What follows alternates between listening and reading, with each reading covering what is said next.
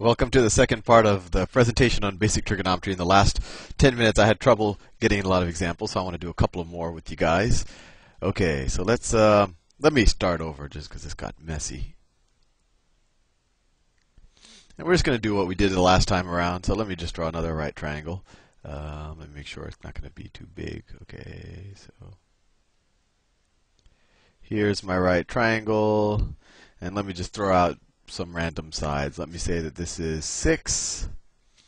This is, let's make this side 5. And then if this is a right triangle, Pythagorean theorem tells us that this would be the square root of what? 36 plus 25 is equal to the square root of 61. I think that's right. I've gotten feedback on some of my other videos that I tend to get this type of addition wrong. I malfunction sometimes. But anyway, so this side is the square root of 61, and that's the hypotenuse. So let's get started with some problems. If I were to ask you, well, let's see, let's call this angle theta. And I want to know what is the tangent of theta? And we'll shorten that as tangent of tan of theta. What is the tangent of this angle right here? Well, you probably already forgot what the definition of tangent is, so I will repeat it. In fact, I will write up in this corner, SOHCAHTOA. So I think now your brain might be refreshed, and you'll remember that TOA is the mnemonic for tangent. And it says that tangent is equal to the opposite over the adjacent.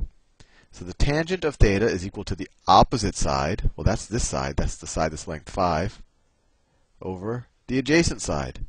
That's this side, the side of length 6. That was pretty easy, huh? The tangent of theta is 5 over 6. And we'll just do a couple more. All right, we'll just go through all of the trig functions, or at least the basic trig functions. What is the sine of theta? Well, let's go back to our mnemonic. SOHCAHTOA. This is one of the few things in mathematics that you should probably memorize. It's kind of a funny word anyway. And so defines sine and tells us that sine is opposite over hypotenuse. Opposite over hypotenuse. Well, the opposite side, once again, is 5. And what's the hypotenuse? Well, the hypotenuse we just figured out was the square root of 61. The square root of 61. And a lot of people don't like irrational denominators, so we can rationalize the denominator. And we do that by multiplying the numerator and the denominator by this square root of 61. So if we say that this is equal to 5 over the square root of 61 times the square root of 61 over the square root of 61, right? We're just multiplying it by 1 because this is the same thing, top and bottom. This equals 5 square roots of 61 over, what's the square root of 61 times the square root of 61? Oh yeah, it's 61. So the sine of theta is 5 square roots of 61 over 61. And then finally, let me make some space here. Let me erase some stuff. Let me erase this one right here. And you're probably still wondering, okay, I kind of get this whole sine, tangent, cosine thing. What is it useful for? And all I can tell you right now is get to know how to use these SOHCAHTOA, and in the next presentation and onwards, we're going to show you that trigonometry is actually probably one of the most obviously useful things in math. You can figure out all sorts of things, how far planets are, or how tall buildings are. I mean, there's tons of things you can figure out with trigonometry. And later we'll study sine waves and cosine waves and all of that, and you'll learn that it actually describes almost everything. But anyway, going back to the problem, all we're left now is cosine. Oh, look how big that is. Cosine of theta equals. We'll go back to our mnemonic. SOHCAHTOA. Well, cosine is adjacent over hypotenuse. So once again, what's the adjacent side? Well, this is the angle we're finding the cosine of, so the adjacent side is right here. It's the length 6. So it equals the adjacent side, which is 6, right?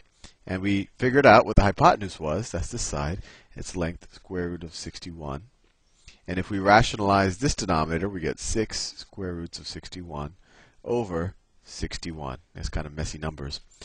But I think now you get the hang of figuring out, if you know the sides of a triangle, figuring out what the sine, the cosine, or the tangent of any given angle in that right triangle is. And obviously you can't figure it out for this angle, because for this angle the opposite and the hypotenuse are actually the same number. So actually, never mind. You actually can't figure it out, but it actually gives an interesting number. So with that said, I will finish this presentation, and then in the next presentation I will show you how, if we know what the sine or the cosine or the tangent of an angle is, and we know one of the sides, how we can figure out the other sides. See you in the next presentation. Bye.